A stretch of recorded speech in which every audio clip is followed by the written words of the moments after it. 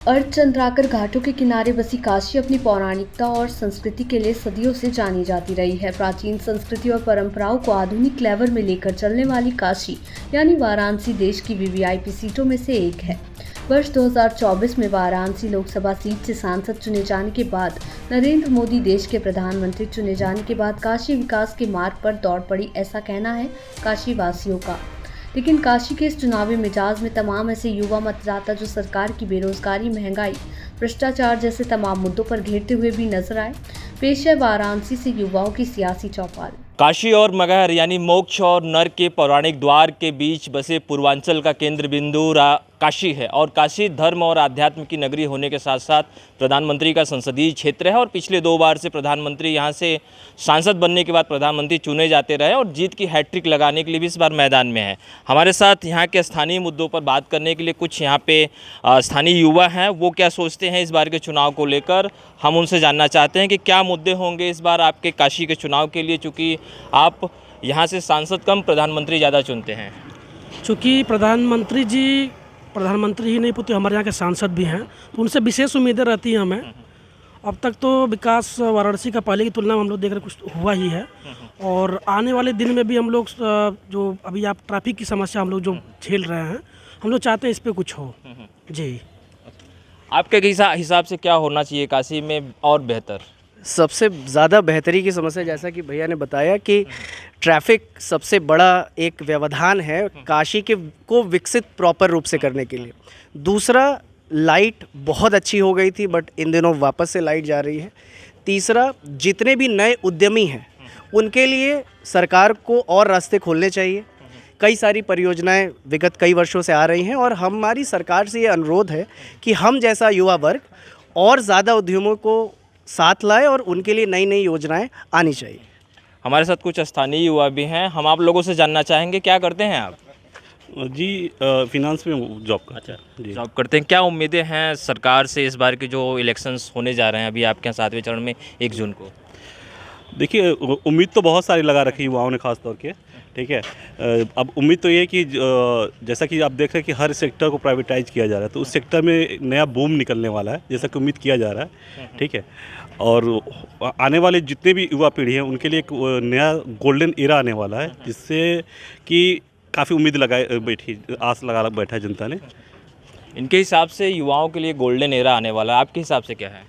बिल्कुल, अभी भी चल रहा है गोल्डन टाइम अभी भी चल रहा है युवाओं के लिए, आने वाले टाइम में भी आएगा। और हम लोगों को हमेशा यही ज़रूरत होती है कि नहीं, हम लोगों को अच्छी जॉब मिले, अच्छी सब कुछ फैसिलिटीज़ मिले, जो कि इसी सरकार में मिल रही है। तो अब की बार 400 पार। बहुत सारे युवा तो कह रहे हैं हम बेरोज़गार हैं, हमको रोज़गार की बात ही नहीं समझ में आ रही सरकार में। जी बिल्कुल, मैं इसी मुद्दे पे आना चाहता था कि इस समय के जनरेशन में युवाओं को सबसे ज़्यादा रोज़गार की ज़रूरत है। चाहे जो भी सरकार बने, ठीक है, युवाओं के लिए सबसे बेहतर चीज़ होनी चाहिए कि उनका रोज़गार जो भी चीज़ है, जैसे बीच में मतलब अब मैं भर्तियों की बात कर लूँ तो भर्तियाँ आती हैं फिर रिजेक्ट कर दी जाती है, तो वो चीज़ें प्रॉपर होनी चाहिए और अच्छी खासी युवाओं को उम्मीदें मिलती है कि वो कर सके, वो उस रोज़गार पे अमल हो सके जो भी सरकार बने। आपके हिसाब से आपका सांसद कैसा हो काशी से? देखिए, जो भी हो, एम्प्लॉयमेंट की बात हो, जीडीपी ग्रोथ हुई है हमारी, पहले 6.33 थी और अब 7.43 है, ठीक है। जीडीपी की ग्रोथ होती है तो ऑब्वियस सी बात है कि हमारी पूरी इंडिया ग्रोथ करेगी। That's it.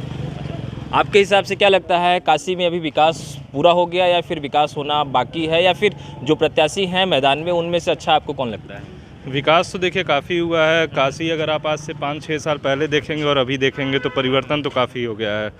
बाकी बात करें मैदान में अगर जितने भी लोग हैं तो उनमें से हमारे प्रधानमंत्री जी के बाद दूसरी है। बाकी अगर उनका नारा है 400 पार तो युवा उनको पूरा सपोर्ट करेंगे। और बाकी चुनाव चाहे जितने चरणों में हो, लेकिन अपना तो प्रभु श्री राम के ही चरणों में रहेगा मतदान। आप बतौर महिला किसको चुनेंगी काशी से? सर, नरेंद्र मोदी के अलावा तो दूसरा कोई नाम ही नहीं है, हम तो सोचते ही नहीं उसके अलावा, क्योंकि अपना डेवलपमेंट, अपना इंफ्रास्ट्रक्चर कहें, मेडिकल कहें या किसी भी फील्ड में कहें, आज कोविड में हम सब एक अच्छे स्टेबिलिटी के साथ दोबारा रीस्टार्ट कर पाए हैं because of that person only. तो इसीलिए हम तो यही कहेंगे कि हर बार हमें मोदी सरकार ही चाहिए। आपके हिसाब से कैसा हो काशी का सांसद?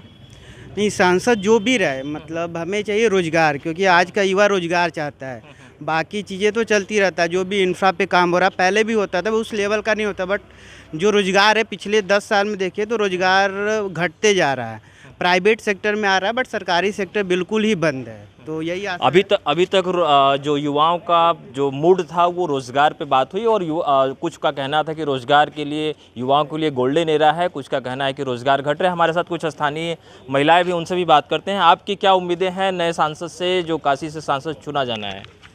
मैं अपने अकॉर्डिंग बताऊं तो एजुकेशन पे मैं चाहती हूँ कि हमारे जो सांसद है वो उस पर ध्यान दे, क्योंकि जो एजुकेशन सिस्टम है वो बेस से अगर स्ट्रांग होगा और उसमें इम्प्रूवमेंट होगा तो हमारी जो यूथ है वो जो हमारी आने वाली जनरेशन है वो और ज़्यादा अच्छा परफॉर्म कर पाएगी, चाहे वो एम्प्लॉयमेंट में हो या फिर खुद का बिजनेस सेटअप करने में। नई शिक्षा नीति इसी के मद्देनज़र आपकी डिमांड के अनुरूप ही लाई गई है ना? बिल्कुल बिल्कुल, मैं चाहती हूँ उसका एक्चुअली में इम्प्लीमेंट हो। ठीक है, नीतियाँ तो बहुत सारी आती हैं बट एग्जीक्यूट नहीं हो पाता प्रॉपर वे में, तो जब उन सभी चीज़ों पे काम होगा तो आई थिंक सो कि वो ज़्यादा बेटर होगा। मैं यही एक्सपेक्ट करती हूँ कि इस बार वो चीज़ें हों। आपके हिसाब से क्या है? वही गवर्नमेंट एम्प्लॉयज़ ज़्यादा रहें, गवर्नमेंट इम्प्लीमेंट जो भी हो थोड़ी ज़्यादा रोज़गार दे गवर्नमेंट। प्राइवेट सेक्टर तो इंक्रीज़ हो रही है बट उसके साथ साथ एटलीस्ट गवर्नमेंट सेक्टर भी इंक्रीज़ होनी चाहिए, और महिलाओं को जो आरक्षण है उसके अकॉर्डिंग हमें जॉब मिलनी चाहिए, जो भी चीज़ें हैं, और एजुकेशन पे भी उसके रिगार्डिंग ध्यान देना चाहिए। ये मिला जुला असर है। हमारे साथ कुछ अन्य लोग भी हैं, हम उनसे भी बात करना चाहते हैं कि आपके हिसाब से क्या होना चाहिए, कैसा सांसद हो, या फिर काशी की बात करते हैं, कितना कुछ बदलाव हुआ काशी में पिछले कुछ वर्षों के दौरान? देखिए, पिछले तकरीबन 10 साल में तो अच्छा खासा बदलाव हुआ है और उम्मीद करता हूँ और भी आगे होता रहेगा, क्योंकि काशी के ऊपर फ़िलहाल नरेंद्र मोदी जी ने काफ़ी ज़्यादा ध्यान दिया है और तरक्की हो रही है, और मैं उम्मीद करूँगा और भी होती रहेगी उनकी सरकार में। क्या नाम है आपका? शुभम मौर्य। क्या करते हैं शुभम? हाँ, मैं जॉब करता हूँ। अच्छा, कहाँ पे? PISM में। क्या कुछ लगता है आपके हिसाब से सरकार में कुछ बदलाव हुआ, या काशी के सांसद ने काशी को क्या कुछ दिया, आपके हिसाब से क्या लगा? नहीं, प्रधानमंत्री जी हमारे संसदीय क्षेत्र में यदि हैं तो कहीं ना कहीं चीज़ें बहुत अच्छी तो है, लेकिन मैं ये तो कह सकता हूँ कि जिस तरीके से हम लोगों ने कोरोना में परेशान रहे, हम लोग को सपोर्ट मिला, वो सब चीज़ें काफ़ी अच्छी रही। और मैं ये हर कोई जानता है, नो वन इज 100%, मैं ऐसा नहीं कह सकता कि ये सरकार बहुत अच्छी है, लेकिन हाँ कहीं ना कहीं हम लोग कोरोना से जिस तरीके से वापस कवर किए हैं, जिस तरीके से बाकी देश की इकॉनमी बहुत नीचे गई, वो अभी भी कवर करने में बहुत परेशानियाँ फेसिंग कर रहे हैं, लेकिन हम लोग क्या यहाँ पे हैं कि हम लोग काफ़ी कवर कर चुके हैं। और सबसे बड़ी समस्या बस ये है कि थोड़ा सा युवाओं को रोज़गार नहीं मिल पा रहा है। बाकी इंफ्रास्ट्रक्चर है और बाकी विदेश नीति है, काफ़ी अच्छी रही इस सरकार में। मैं तो चाहूँगा बस थोड़ा सा युवाओं पर ध्यान दिया जाए, बाकी सारी चीज़ें अच्छी हैं। अच्छा, मोदी के अगेंस्ट जो लोग हैं वो कहते हैं कि हम रोज़गार भी ज़्यादा देंगे, बेरोज़गारी भत्ता भी देंगे, जो 5 लाख का इलाज है वो 20 लाख भी करेंगे, तो इन मुद्दों को कैसे देखते हैं? नहीं, वो बस सत्ता में आने के लिए ऐसा अफवाह उड़ा रहे हैं, लेकिन ऐसा पॉसिबल नहीं है। वो भी आएंगे तो वही करेंगे, क्योंकि जो भी सरकार आती है तो जो रूल रेगुलेशन उसके हिसाब से ही काम करती है। आपके हिसाब से क्या लगता है? देखिए, ऐसा कुछ नहीं हो सकता है। बोलने वाले तो बोलते हैं कि एक झटके में गरीबी ख़त्म हो जाएगी, लेकिन ऐसा कुछ नहीं होता है। उसके लिए एक स्टेप बाय स्टेप काम करना पड़ता है ग्रास लेवल से, तब जाके गरीबी और युवाओं को रोज़गार वगैरह सब मिलता है। ऐसा नहीं कि एक झटके में सारी चीज़ें हो जाए। तो इसके लिए मुझे लगता है कि कहीं ना कहीं ग्रास रूट लेवल से प्रयास करना चाहिए गवर्नमेंट को, और युवाओं पे तो खास तौर से रोज़गार को लेके। अच्छा, आप लोग सांसद कम चुनते हैं, प्रधानमंत्री ज़्यादा चुनते हैं, इस बात को कितना गौरवान्वित महसूस करते हैं काशीवासी के तौर पे? जी देखिए, मोदी जी सांसद है हमारे काशी से, तो ये बहुत ही गर्व की बात है हमारे लिए भी, क्योंकि एक जो बीजेपी एक पार्टी है, ठीक है, बाकी अन्य पार्टियों के मुकाबले देखा जाए तो बीजेपी का काम काफ़ी अच्छा है, ठीक है। पहले मुकाबले में हमें देखा जो भी पहले पार्टियाँ थी उनमें GDP की ग्रोथ और भी सेक्टर्स में काफ़ी ज़्यादा ग्रोथ नहीं थी, बट अभी जो ये बीजेपी की पार्टी आई है उस हिसाब से GDP के हिसाब से हेल्थ सेक्टर में और भी जो हमारे जो भी ग्रोथ है इंडिया की, जो इंटरनेशनल मैटर्स हैं उस सब पे जो बीजेपी का काम है वो काफ़ी बेटर है, ठीक है। तो मुझे कहीं ना कहीं लगता है कि जो एक शिक्षित युवा है उसे कहीं ना कहीं बीजेपी को सेलेक्ट करना चाहिए, और बेहतर काम दे रही है, अच्छा है, और युवाओं के लिए भी काफ़ी काम किया गया है इस पार्टी में, ऐसी बात नहीं है। बाकी और कुछ इम्प्लीमेंट करने की ज़रूरत है, क्योंकि 100% तो अभी तक नहीं कहा जा सकता, लेकिन फिर भी 80% तक मैं इसे रेटिंग देता हूँ, ठीक। 80% तक सहमत है आप? वाराणसी में किन किन कामों से सहमत है सरकार के? देखिए, जहाँ तक मोदी जी ने, आप पहले भी देख सकते हैं, जैसे काशी क्षेत्र में जैसे कि काफ़ी ज़्यादा जो चीज़ डेवलपमेंट नहीं थी, अब उनके आने से काफ़ी चीज़ डेवलपमेंट हो गई है। टूरिज़्म भी बढ़े हुए हैं ज़्यादातर, आप देख सकते हैं, और काशी का डेवलपमेंट भी हो रहा है, आप भी देख सकते हैं। हेल्थ एंड सैनिटाइजेशन और जो भी चीज़ है, सफाई वगैरह आप भी देख सकते हैं, ठीक है। तो मोदी जी का जो प्लान है वो फ्यूचर को लेके, ठीक है। उन्होंने जो अभी तक कई लोग बोलते हैं कि प्राइवेट सेक्टर हो रहा है, हर चीज़ हो रहा है, ठीक है, इसके पीछे भी रीज़न है। इकोनॉमी होती है, ठीक है, एक होती है कैपिटलिस्ट इकोनॉमी होती है, एक मिक्स्ड इकोनॉमी होती है, ठीक है, एक सोशलिस्ट इकोनॉमिक होती है। बीजेपी जो होती है कैपिटलिस्ट मिक्स्ड इकोनॉमी यूज़ कर रही है। मिक्स्ड इकोनॉमी में क्या होता है कि आप प्राइवेट सेक्टर हो सकता है, ठीक है, लेकिन प्राइवेट सेक्टर का मेन एम क्या होता है? प्रॉफिट अर्निंग होता है। अगर प्रॉफिट अर्निंग हर चीज़ से होगा तो जाहिर सी बात है कि कंट्री का इकोनॉमी डेवलपमेंट होगा, ठीक है, इंफ्रास्ट्रक्चर डेवलपमेंट होगा, तो ऑल ओवर डेवलपमेंट होगा। तो इसकी वजह से इन फ्यूचर में हमारा जो कंट्री है वो डेवलप्ड कंट्री बनेगा। आपकी बात से तो हम पूरी तरह सहमत हैं, लेकिन 500 रुपये वाले आदमी का क्या होगा? वो आम इस महंगाई में कैसे वो अपने आप को सर्वाइवल बना सकता है?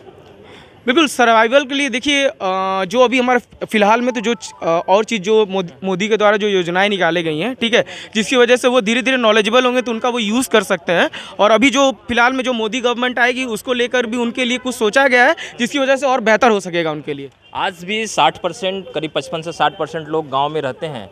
उनका जो एवरेज अगर हम आय देखें तो लगभग 8 से 10 हज़ार या 12 हज़ार रुपये महीने होते हैं। जिस हिसाब से भाई साहब बता रहे थे, वो कैसे संभव है आज के समय में? हाँ बिल्कुल, मैं कह सकता हूँ। देखिए, जैसा कि लोग कह रहे हैं कि महंगाई बढ़ी है, तो मैं ऐसा नहीं कह सकता कि जैसे पहले लोग बोलते हैं कि 400 रुपये का गैस 1000 रुपये हो गया। तो आज के 10 साल पहले जिनका ज़मीन 20 लाख का था, आज उनको करोड़ों रुपए चाहिए। तो भाई यदि आपकी ज़मीन है, आपको करोड़ चाहिए, तो फिर 400 का सिलेंडर 1000 का कैसे नहीं हो सकता है? बिल्कुल हो सकता है। और लोग बोलते हैं जैसा कि मैं 500 रुपये इनकम है तो मैं क्या करूँगा, तो मैं ऐसा नहीं कहूँगा कि ये पूरी गलती सरकार की है। हम लोग खुद इसमें कहीं ना कहीं सहभागी हैं, क्योंकि यहाँ पे देखिए सबसे बड़ी समस्या माना जाए जनसंख्या है। जनसंख्या के ज़्यादा होने की वजह से ही कहीं ना कहीं जो एम्प्लॉयबिलिटी है वो कम हो रही है।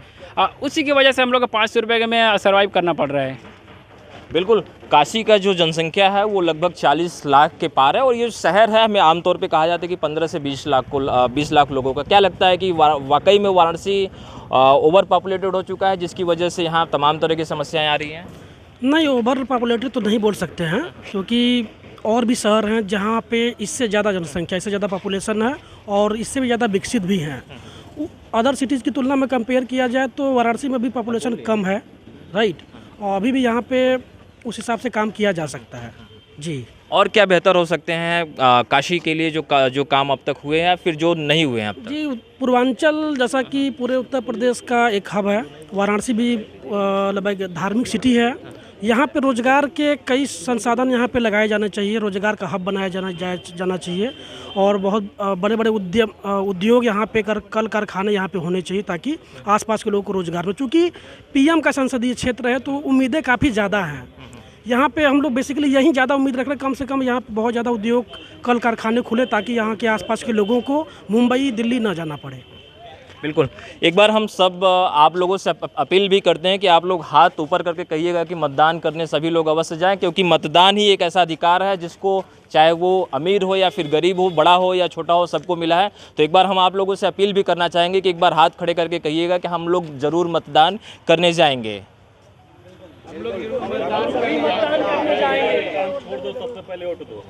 बिल्कुल, ये वाराणसी के स्थानीय युवा हैं, जिनका जो कहना था लोकसभा चुनाव को लेकर वो मिला जुला रहा। यानी कुछ के हिसाब से रोज़गार की बहार है, कुछ के हिसाब से रोज़गार के साथ साथ जो मूलभूत सुविधाएं हैं उन सुविधाओं की अभी भी दरकरार है, ताकि उनके पास जो सुविधाएं हैं सरकार की तरफ से वो पूरे उनके घर तक पहुंच पाए। फिलहाल सारा समय के लिए वाराणसी से अभिषेक।